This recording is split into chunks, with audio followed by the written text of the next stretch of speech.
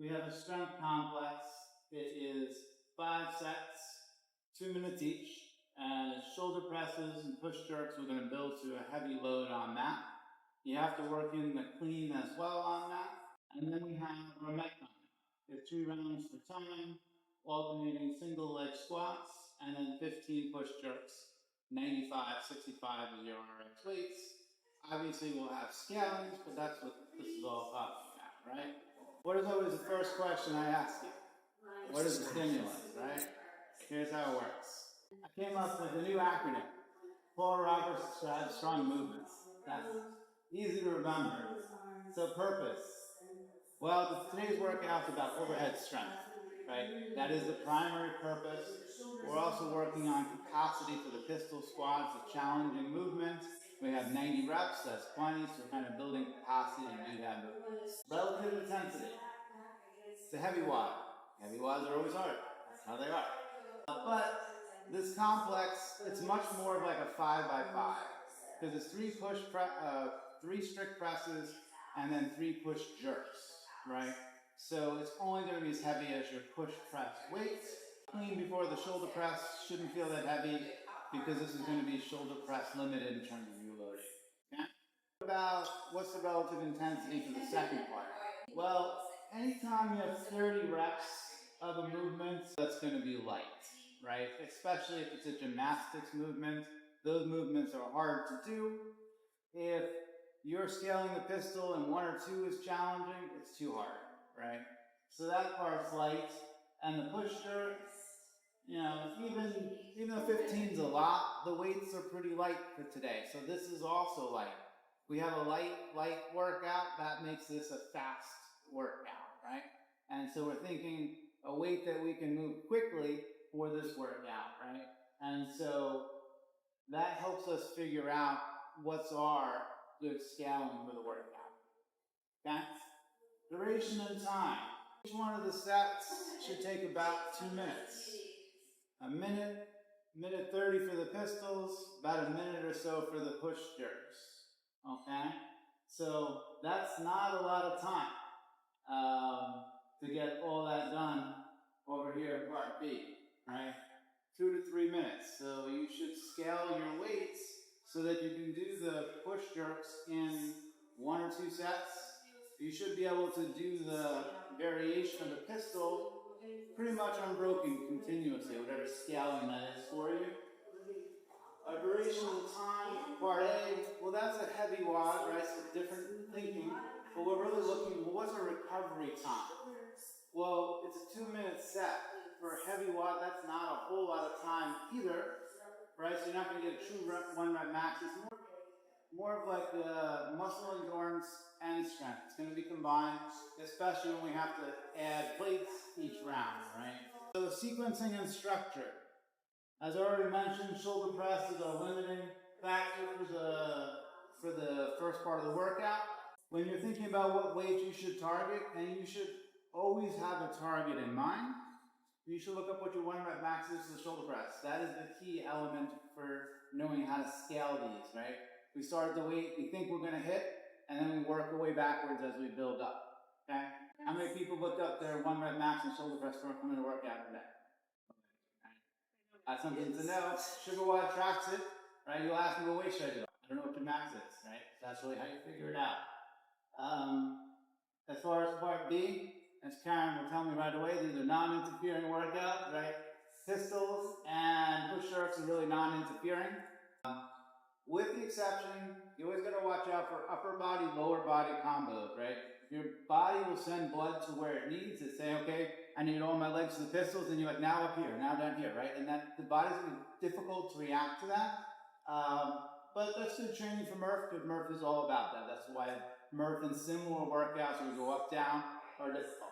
Muscles and movements. Primary movements, press. This is pressing-based work. Secondary movements, gait. Lunge, pistols are a gait pattern, right? So our primary muscles for press, triceps and traps, and then secondary muscles, quad, groin, and glutes. Why is it those muscles in the legs? Well, the pistol, you really can't load much posterior chain. You have to lean forward so you don't fall back. It's largely eccentric base, which is the flexing of the knee slowly. It's groin and glutes because there's a lot of stability of the knee, too, so it doesn't cave in. So groin and glutes are going to be primary movers on that as well, or supporting the quad anyway. So let's talk about how to scale the WOD. I think scaling is one of the most important things you can do in CrossFit. We're always scaling up, scaling down. That's really what makes it powerful. And so what do we got to scale today? The pistol and the push jerk. Okay, scaling the pistol. The first thing I want you to think about is the volume. If you can do the pistols, but you can only do 20, I'll take 20. Okay, but I need you to do the 20 in less than 2 minutes. If that's not available to you today, then we're going to scale intensity. Okay, we got 5 choices for it. I will go over them when we go to the skill work. Band under the hip, plate under the heel, hook behind heel, step back lunge, assisted step back lunge. Those go in order of decreasing difficulty. We got to find the one that you can maintain a good movement speed, get all 30 or 20 done in the minute to minute 30, right? You can choose to do either 20 or 30 reps at the intensity, right? So if you can do lunges, and that's good for you, so you have to do 20, or you can do the full 30 if you can keep your pace. Down choice to the push jerk. I want you to do all 15 reps today, so don't scale the volume. You can scale the intensity by making it lighter, right? Intermediate RX athletes should be at 95, 65 for sure. That's not that heavy.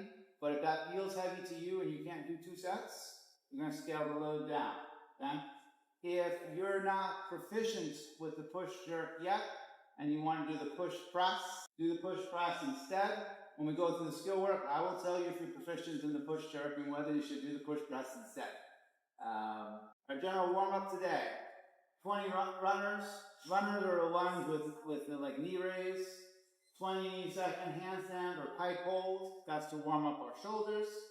Plank shoulder taps, also shoulders and core, and then air squats. We're going to do 2 sets of that. Our skill work, I'm going to work with pistols on you for 8 minutes, mostly to find your good scaling and show you what the faults are. Push jerk progression, we're going to go through the different parts of it, warm that up, make sure you're at the right weights. And then we'll do prove it round, 10 pistols, 5 push jerks. And I need you to do that in about 45 seconds because this is a fast WOD, right? If you're doing less than the 30 pistols or whatever it is, you'll scale that number appropriately to 2/3, so you get 6 or 7. Okay? As far as recovery and mobility for this workout, I'm going to lead you through this, but you should always have a plan for what you're going to do for recovery. In our classes, our coaches don't always have enough time based on they only have an hour to do the mobility that you might need. It is your responsibility to do the mobility that you need for your body, right? And you should plan for it before you come to the gym, because if you don't plan for it, you're like, I'll just do it when I get home. And other fairy tales, right? Yeah, it doesn't happen. Just do it here. Do it after class. Okay? Well, what should I do? Well, think about what is doing the most work. Today's, you're going to feel the most soreness in your quads, and that's because the pistol is primarily an eccentric loaded squat. We're going down slowly and pushing up quickly the most time in this workout today.